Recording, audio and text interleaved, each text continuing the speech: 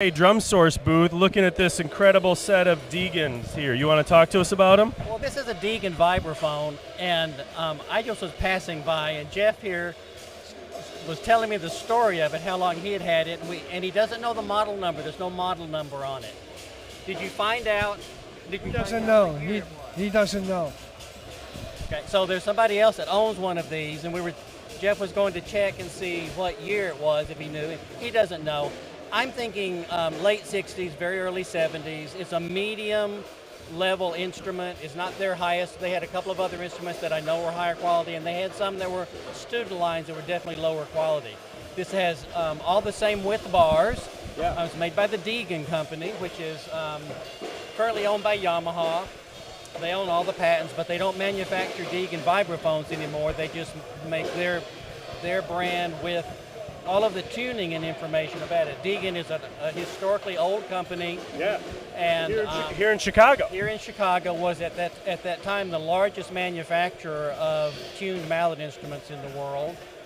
And we were just talking, there's still a museum here in Chicago, and they tune the bars there, right? The building is still there, and it's still called the Deegan Building, and Century Mallet Instruments has a museum there of Deegan instruments, and Century Mallet still refurbishes all of the old Deegan instruments as well. Yeah. On that. So Can you kind of explain this mech a little bit to us? I know it's a part of vibraphones, but it's really unique when you look at it, how it gets that like vibrato sound. So. Right, so this is a vibraphone, which originally was invented in the United States, actually, by the Leedy Company.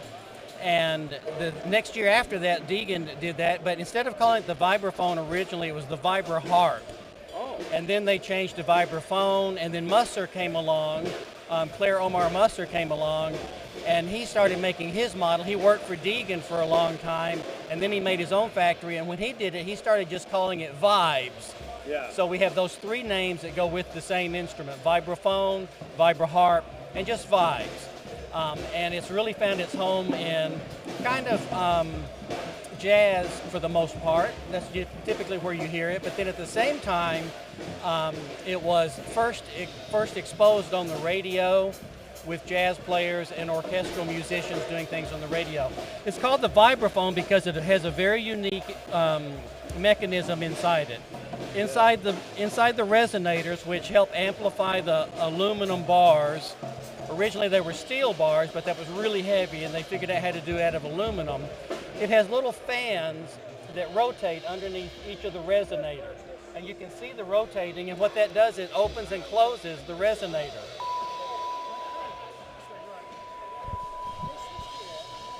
And the sound is coming off the top, so I would put the microphone at the top. Oh, sorry.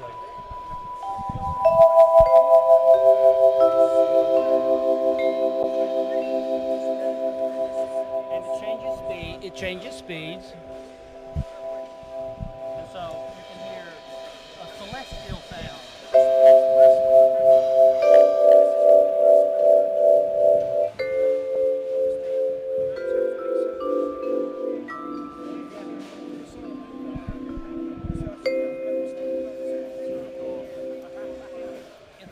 In the days of Muzak, elevator music and office waiting music and all that, this was the instrument of choice very much because of its very delicate kind of qualities and ethereal things. It's a very relaxing kind of sound.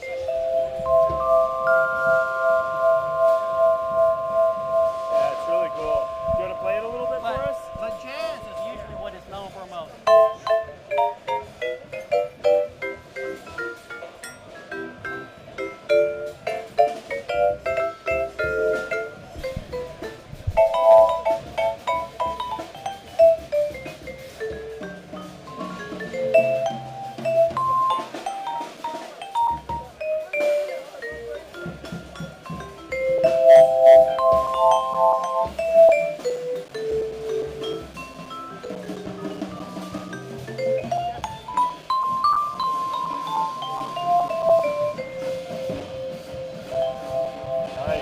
Nice. Thank you so much for showing this today. I super appreciate it. Jeff, tell us more about where this one came from. This instrument came from northern New Mexico from an estate that I bought recently. Wow. And it's in great shape. and I'm hoping I don't have to take it home. I was wondering if that was what you're hoping. What are you looking to get for it? I'm asking 2,500. That's real reasonable. Yeah. Yeah, it's a good, as he said, good intermediate quality instrument. Much higher quality than similar price range new. Definitely, the bars are great sounding. Yeah. The motor is very quiet. Sometimes the motors can be problematic and kind of noisy, but Can I? I'm gonna put this on you. I'm gonna steal this here. I'm gonna put this on you real quick. I wanted to ask you about your old Camco here. This is what actually caught my eye first. I love old Camco drums. okay. So these are Chanute, Kansas Camco drums.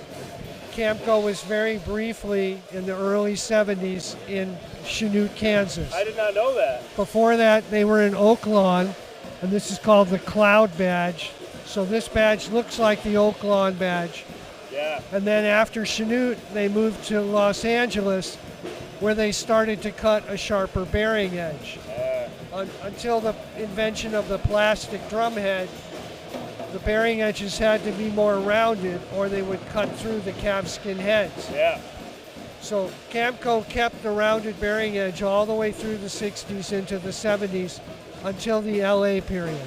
Yeah. And these are big guys. They're 14, 18, 24. So big kind of rock sound. Yeah. Oh, they're great. I have a bunch of old Ludwigs, and I have one of my favorite kits is a new DW. So I've always in the back of my mind, always kind of looking for.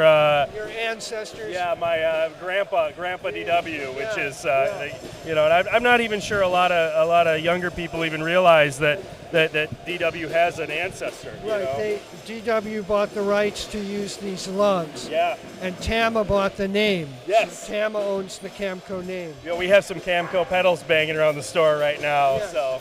Yes, Tama Camco. There's an original Camco pedal. Oh wow! Yeah. They're super easy to play. Yeah. It's great stuff. And I like your Rogers kit here too. Thank you. That's really cool. late 60s, early 70s. And that's butcher block, right? Isn't that what they call that? Yes. Or am I wrong on that? No, that's called butcher block. You're correct. Yeah, that's a cool kit. You brought some really cool stuff here, and I've almost tripped over your kick drum pedals a few times. Okay. So, but hey, I appreciate you taking the time to talk to us and show us what you brought here today. Appreciate